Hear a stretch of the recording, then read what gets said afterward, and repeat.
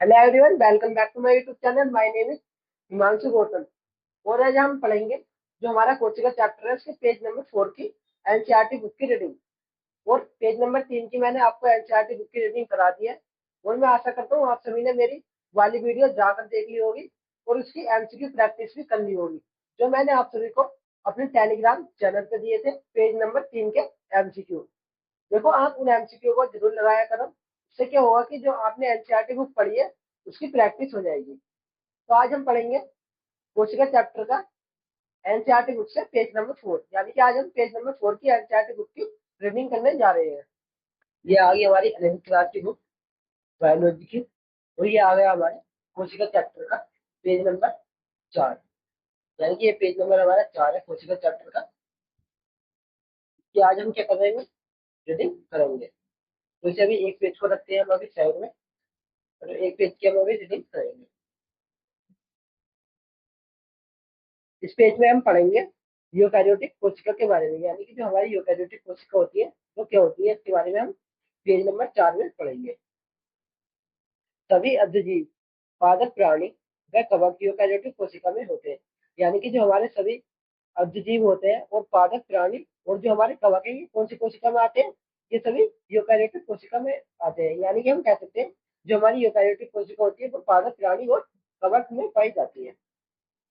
Eukaryotic कोशिकाओं में झिल्लीदार अंगों की उपस्थिति के कारण कोशिका द्रव्य विस्तृत कक्षा युक्त विस्तृत होता है। यानी कि हम कह सकते हैं जो हमारी यूकैरियोटिक कोशिका में जो हमारा कोशिका द्रव्य होता है वो जो हमें अधिक कक्षाओं में फैला हुआ दिखता है, तो वो किसके कारण दिखता है? वो झिल्लीदार अंगों की उपस्थिति के कारण हमें यूकैरियोटिक कोशिकाओं में जो हमारा कोशिका द्रव्य होता है वो अधिक कक्षाओं में फैला हुआ प्रतीत होता है। यानी कि इसे हम अपने की पॉइंट में भी लिख सकते हैं। यूकैरियोटिक यूकैरियोटिक कोशिकाओं में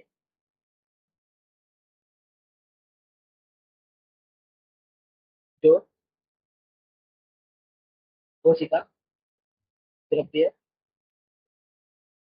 फैला हुआ होता है वो किसके कारण फैला हुआ होता है? झिल्लीदार अंगों के कारण। झिल्लीदार अंगों अंगों के कारण होता है। यूकैरियोटिक कोशिकाओं में झिल्ली में केंद्रक आवरण युक्त व्यवस्थित केंद्रक मिलता है, यानी कि जो हमारी यूकैरियोटिक कोशिका होती है उसमें जो हमारा केंद्रक होता है वो झिल्ली में होता है। यानी कि यूकैरियोटिक कोशिकाओं में झिल्ली में केंद्रक उपस्थित होता है। तो इसे भी हम अपने की पॉइंट में लिख देंगे। इन कोशिकाओं में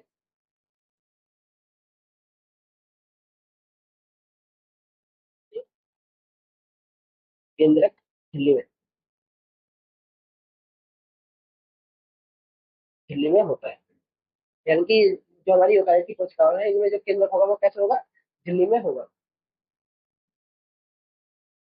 इसके अतिरिक्त यूकैरियोटिक कोशिकाओं में विभिन्न प्रकार के जटिलीय गतिकी एवं कोशिकीय कंकाल जैसी संरचना मिलती है।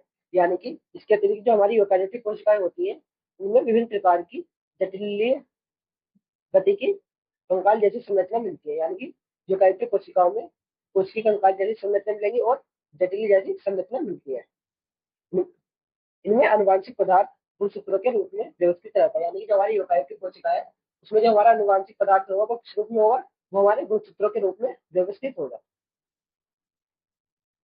सभी यूकैरियोटिक कोशिकाओं कोशिकाएं एक जैसी नहीं होती, यानी कि जो हमारी जो यूकैरियोटिक कोशिकाएं होती है वो सभी एक जैसी नहीं होती है। पादप जंतु कोशिकाएं भिन्न भिन्न होती है, यानी कि जो हमारी पादप की कोशिका होगी वो अलग होगी और जो हमारी जंतु की कोशिका होगी वो अलग होगी। यानी कि पादप और जंतु की कोशिकाएं भिन्न भिन्न होती है। पादप कोशिकाओं में कोशिका भित्ति, लवक एवं बड़ी केंद्रीय राजधानी मिलती है। यानी कि जो हमारी पादप की कोशिका होती है उसमें क्या मिलता है? कोशिका भित्ति मिलती है, लवक और एक बड़ी राजधानी मिलती है।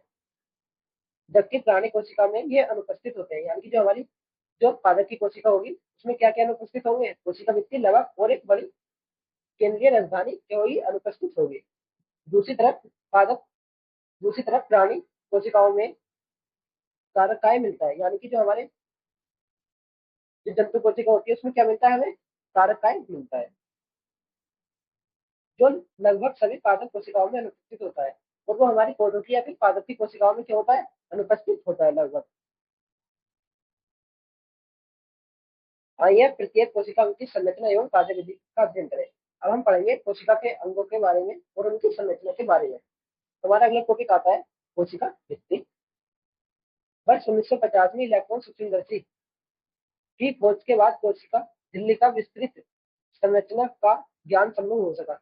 यानी कि जब 1950 में इलेक्ट्रॉन की खोज होगी, उसके बाद हमने क्या किया, जो हमारी कोशिका भित्ति थी उसका हमने विस्तृत यानी कि अधिक अध्ययन का ज्ञान संभव हो सका, यानी कि उसके बारे में हमें अधिक जानकारी कब प्राप्त हो सकी, जब हमारी 1950 में इलेक्ट्रॉन सूक्ष्मदर्शी की खोज होगी। इसी बीच मनुष्य की लाल रक्त बुद्धि कणिकाओं की लाल कणिकाओं की कोशिकाएं झिल्ली के रासायनिक अध्ययन के बाद जीव द्रव्य झिल्ली की समृद्ध संरचना के बारे में जानकारी प्राप्त होगी। यानी कि जब हम अपनी जो मनुष्य की लाल रक्त कणिकाएं होती हैं, उनकी जो कोशिका होती है, उसके रासायनिक अध्ययन कर रहे थे, उसके तभी हमें क्या हुआ, जो हमारी जीव द्रव्य झिल्ली होती है उसका संभावित संरचना के बारे में जानकारी प्राप्त हुई। यानी कि जब हमें क्या हुआ, अपनी जो जो हमारी कोशिका झिल्ली होती है, जिसे हम क्या कहते हैं, जीव द्रव्य झिल्ली भी कहते हैं, उसके बारे में हमें जानकारी तभी प्राप्त हुई जब हम मनुष्य की लाल रक्त कणिकाओं की रासायनिक अध्ययन कर रहे थे। अध्ययनों के अध्ययनों के बाद यह बात की पुष्टि हो गई कि कोशिका झिल्ली मुख्यतः लिपिड व प्रोटीन की बनी होती है। यानी कि इसके बाद यह पुष्टि होगी कि जो हमारी कोशिका झिल्ली होती है वो मुख्यतः किसकी बनी होती है, या तो वो प्रोटीन की बनी होती है या फिर सॉरी, या तो वो लिपिड की बनी होती है या फिर प्रोटीन की बनी होती है। इसमें प्रमुख लिपिड फोस्फोलिपिड होता है, और जो इसका जो प्रमुख लिपिड होता है वो कौन सा होता है, वो हमारा फोस्फोलिपिड होता है, जो दो सतहों में व्यवस्थित होता है और जिसकी दो सतह होती है, और इसकी हमारी दो सतह होती है। तो हम अपने यहाँ पे की पॉइंट में लिख लेंगे कि जो हमारी कोशिका झिल्ली होती है वो किसकी बनी होती है, वो लिपिड व प्रोटीन की बनी होती है। कोशिका झिल्ली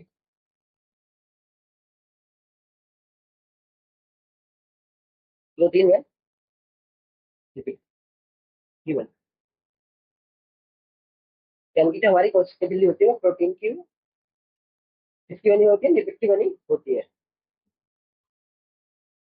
लिपिड झिल्ली के अंदर व्यवस्थित होता है, और जो हमारा लिपिड होता है वो किसके अंदर व्यवस्थित होता है, वो हमारी झिल्ली के अंदर व्यवस्थित होता है, जिनके ध्रुवीय सिरे बाहर की ओर जननिरोधी कोश सिरा अंदर की ओर होता है। इसके ध्रुवीय सिरे किसकी तरफ होंगे, हमारे बाहर की तरफ होंगे, और जो हमारे जननिरोधी सिरे होंगे वो किसकी कहाँ होंगे, वो हमारे अंदर की ओर होंगे। ये अंदर की ओर इसलिए होते हैं कि ये क्या करते हैं, यानी कि ये जल का प्रतिरोध करते हैं, यानी कि इनको क्या लगता है, जल से डर लगता है, जिस कारण ये अंदर की ओर होते हैं। इसमें सुनिश्चित होता है कि संपर्क हाइड्रोकार्बन की बनी हुई अध्रुवीय ठोस जलीय वातावरण में सुरक्षित रहती है। यानी कि इससे हमारा सुनिश्चित हो जाता है कि जो हमारी संपर्क हाइड्रोकार्बन की बनी ध्रुवीय ठोस होती है वो कैसे वातावरण में सुरक्षित रहती है, जलीय वातावरण में सुरक्षित रहती है।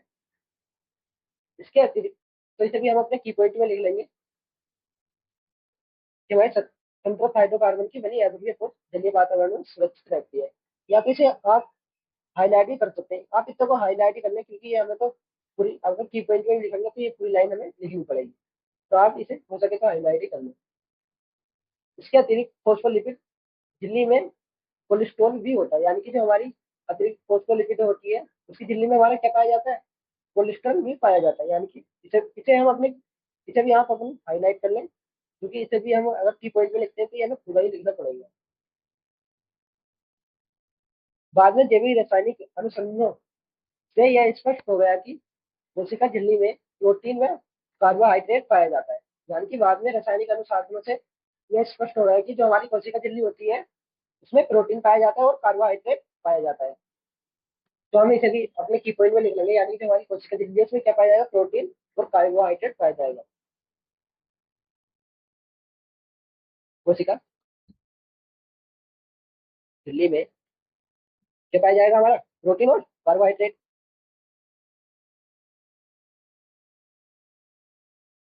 कार्बोहाइड्रेट हाइड्रेट क्या होगा, उपस्थित एंजाइम होगा, यानी कि उपस्थित होगा। विभिन्न कोशिकाओं में प्रोटीन में लिपिड का अनुपात भिन्न भिन्न होता है। यानी कि जो हमारी अलग अलग प्रकार की कोशिका होंगी तो उनमें अलग अलग प्रकार का ही हमारा प्रोटीन और लिपिड का अनुपात होगा।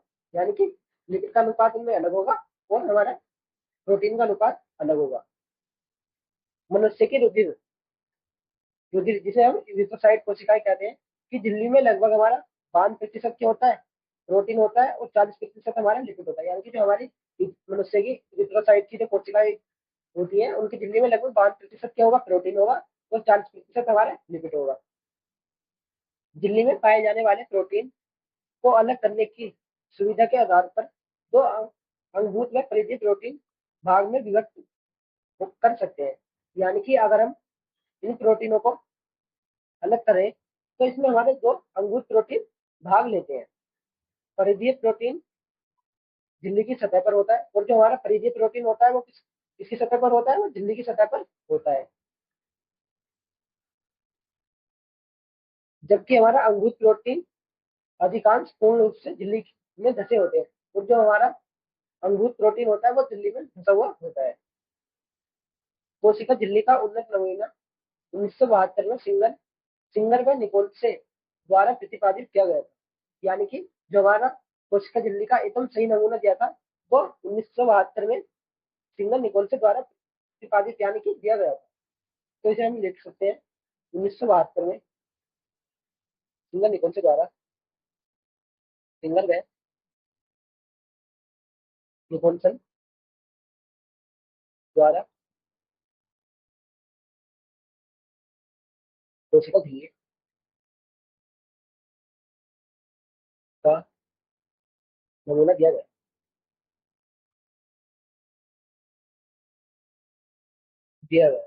जिसे तरल कृमिल नमूने के रूप में व्यापक रूप से स्वीकार किया गया। यानी कि जिसे हम किसके रूप में स्वीकार किया, तरल कृमिल नमूने के रूप में हमने उसे स्वीकार किया। यानी कि हम उसे तरल कृमिल नमूने के रूप में आज जानते हैं। इसके अनुसार लिपिड के अवतरणीय प्रकृति के कारण फोस्फोलिपिड ध्रुवीय सतह के भीतर प्रोटीन पारस्परिक गति करता है। यानी कि अवतरणीय प्रवृत्ति, यानी कि जो हमारी लिपिड होती है, लिपिड की अवतरणीय प्रवृत्ति के कारण जो हमारा फोस्फोलिपिड होता है तो ध्रुवीय सतह प्रोटीन के पास गति करता है। अब आप कहोगे ये पास गति क्या होती है। मान लो जैसे एक प्रोटीन ये यहाँ पे हमारा और एक प्रोटीन यहाँ है और एक प्रोटीन यहाँ है और एक यहाँ है और एक यहाँ है, ये हमारे 5 प्रोटीन हो गए। और ये वाला जो प्रोटीन है ये गति करके अगर ये वाला प्रोटीन हमारा यहाँ आ जाता है तो हम इसे क्या कहते हैं, इसे हम पार्श्विक गति कहते हैं। झिल्ली के भीतर गति करने की क्षमता उस पर निर्भर करती है। यानी कि अगर वो झिल्ली के अंदर जो गति करेगा वो उसकी क्षमता पर निर्भर करती है।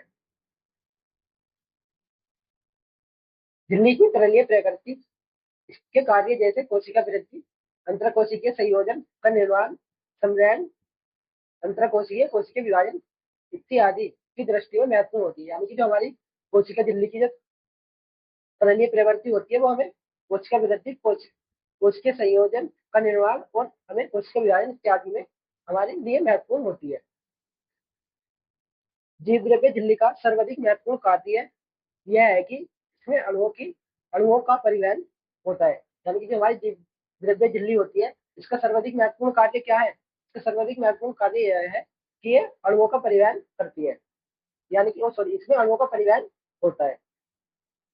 यदि झिल्ली के तो यह झिल्ली इसके दोनों तरफ मिलती है मिलने वाले अणुओं यह झिल्ली इसके दोनों तरफ मिलने वाले अणुओं के लिए चयनित पारगम्य है। यानी कि ये जो हमारी झिल्ली होती है ये इसके दोनों तरफ जो अणु पाए जाते हैं उनके लिए चयनात्मक पारगम्य है।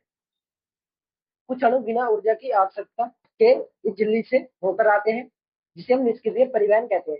यानी कि जो हमारे कुछ अणु होते हैं जो बिना ऊर्जा खर्च किए इसके इस झिल्ली से होकर आते हैं तो उसे हम क्या कहते हैं, उसे हम निष्क्रिय परिवहन कहते हैं। उदासीन विलय सांद्रता के अनुसार उच्च सांद्रता से निम्न सांद्रता की ओर संरक्षण विसरण द्वारा इस झिल्ली से होकर आते हैं। यानी कि ये उच्च सांद्रता से निम्न सांद्रता की ओर आते हैं। जैसे उदासीन विलय सांद्रता के अनुसार ये उच्च सांद्रता से निम्न सांद्रता की ओर आ जाते हैं आसानी से। जब उच्च सांद्रता से ये निम्न सांद्रता की ओर आते हैं तो इन्हें ऊर्जा की आवश्यकता नहीं होती है। जल भी इस झिल्ली में उच्च सांद्रता से निम्न सांद्रता की ओर गति करता है। यानी कि जो हमारा जल होता है वो भी हमारा उच्च सांद्रता से निम्न सांद्रता की ओर गति करता है। जिसे हम अपने की पॉइंट में निकलेंगे। जल उच्च सांद्रता से निम्न सांद्रता की ओर गति, यानी कि उच्च सांद्रता से निम्न सांद्रता की ओर गति करता है। और हमें ये पॉइंट और लिख लेना है। यहाँ पे इस पूरी लाइन को अंडरलाइन कर लो, हाईलाइट कर लो आप इस पूरी लाइन को, ये वाली, ये जो है द्विद्रव्य झिल्ली का सर्वाधिक महत्वपूर्ण कार्य है कि इसमें अणुओं का परिवहन होता है। जिसमें द्वारा जल के प्रवाह को पराशरण कहते हैं। और ये जो हमारा जल का प्रवाह होता है इसे हम क्या कहते हैं, पराशरण कहते हैं। तो हम इसे ब्रैकेट में पराशरण भी ले लेंगे यहाँ पे, इससे हमें याद रहेगा इस प्रवाह को हम पराशरण कहते हैं। यानी कि इस प्रवाह को हम पराशरण कहते हैं। क्योंकि ध्रुवीय अणु जो अध्रुवीय लिपिड ध्रुवीय सतह से होकर नहीं जा सकते उन्हें, यानी जो हमारे ध्रुवीय अणु जो अध्रुवीय लिपिड ध्रुवीय सतह से होकर नहीं जा सकते उन्हें झिल्ली से होकर परिवहन के लिए झिल्ली वाहक प्रोटीन की आवश्यकता होती है। यानी कि जो जो भी हमारे ध्रुवीय अणु अध्रुवीय लिपिड की दूरी सतह से होकर नहीं जा सकते उन्हें झिल्ली से होकर जाने के लिए किसकी आवश्यकता होती है, झिल्ली वाहक प्रोटीन की आवश्यकता होती है, जिससे वो आसानी से झिल्ली से होकर जा सके। कुछ आयनीय अणुओं का झिल्ली में होकर परिवहन उनकी सांद्रता परिवर्तक के विरुद्ध जैसे निम्न से उच्च सांद्रता की ओर होता है। यानी कि जो हमारे कुछ या आयन होते हैं या फिर अणु होते हैं वो क्या करते हैं, वो उच्च सांद्रता से निम्न सांद्रता से उच्च सांद्रता की ओर जाते हैं। यानी कि वो सांद्र परिवर्तक का विपरीत होता है, यानी कि वो सांद्र परिवर्तक का प्रतिरोध करते हैं और निम्न से उच्च सांद्रता की ओर जाते हैं। इस प्रकार के परिवहन हेतु ऊर्जा आधारित प्रक्रिया होती है। और अगर इस तरह का वो परिवहन करते हैं तो उनमें क्या होती है, ऊर्जा की हमें आवश्यकता होती है, जिसमें हम एटीपी का यूज करते हैं। और जब हम अपनी ऊर्जा खर्च करेंगे तो हमारे एटीपी का यूज होगा वहां पर। इस प्रक्रिया को सॉरी इस इसे सैकड़े परिवहन कहते हैं। यानी कि ये जो प्रक्रिया होती है हमारी, इसको हम क्या कहते हैं, इसको हम सैकड़े परिवहन कहते हैं। हम कह सकते हैं जो हमारा निष्क्रिय परिवहन होता है उसमें ऊर्जा की आवश्यकता होती है, और जो हमारा सैकड़े परिवहन होता है वो सॉरी जो हमारा निष्क्रिय परिवहन होगा उसमें ऊर्जा की आवश्यकता हमें नहीं होगी, और जो हमारा निष्क्रिय परिवहन होगा उसमें हमें ऊर्जा की आवश्यकता होगी। तो इसे हम अपने कीवर्ड में लेंगे, निष्क्रिय के लिए परिवहन, तो क्या होगी, ऊर्जा ऊर्जा नहीं यूज होगी। तो जो हमारा सैकड़ीय परिवहन होगा, परिवहन इसमें क्या होगी, ऊर्जा यूज होगी। ऊर्जा क्या होगी, इसमें यूज होगी। ये पंप के रूप में कार्य करता है। और ये किसके रूप में कार्य करता है, ये एक पंप के रूप में कार्य करता है। जैसे सोडियम आयन या पोटेशियम आयन पंप, जैसे कि हमारा सोडियम आयन पंप और पोटेशियम आयन पंप कार्य करता है, ऐसे ये कार्य करता है। फिर हमारा नेक्स्ट टॉपिक आता है कोशिका भित्ति। अगर ये दो लाइन हमारे अगले पेज में होती तो ये अच्छा होता है, इससे बढ़िया था।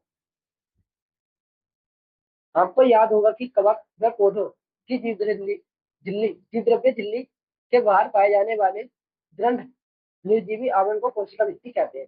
यानी कि जो हमारे कोशिका झिल्ली के बाहर वाली जो परत होती है, यानी कि उसके बाहर वाला जो आवरण होता है उसे हम क्या कहते हैं, कोशिका भित्ति कहते हैं। और ये कैसी होती है भित्ति, ये होती है हमारी निर्जीव होती है, यानी कि हम इसे की में लिख सकते हैं।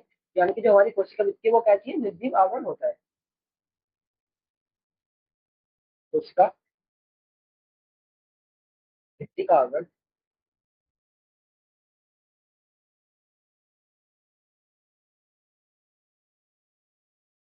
निर्जीव होता है, निर्जीव होता है। फिर हमारा आगे आता है कोशिका भित्ति, कोशिका को केवल, इसे हम अगले पेज में करेंगे क्योंकि इसकी अगले पेज में ही आएगी।